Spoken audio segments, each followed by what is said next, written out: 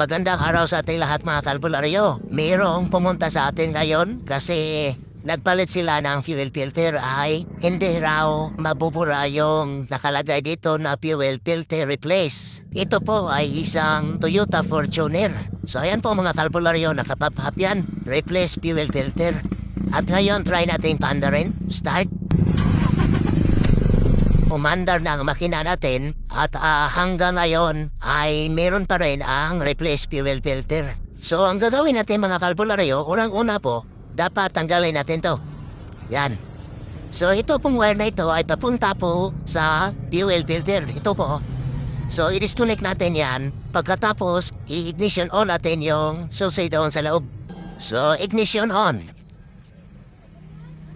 Pagkatapos na naka-ignition on mga kalbularyo, ay maghintay lang po kayo at least 30 seconds. After 30 seconds, ikabit natin to ulit. Ang sakit na ito. Pero hayaan nyo naka-ignition on yun. Ikabit natin to pabalik. Ayan o. So ayan po, umandar na makina. Tingnan natin, observer na muna tayo. So ayan po mga kalbularyo, nawala na yung warning dito. At nawala na din yung replace fuel filter. Yan lang ang ginawa natin mga kalbularyo kung paano ibura yung replace fuel filter. Okay po, maraming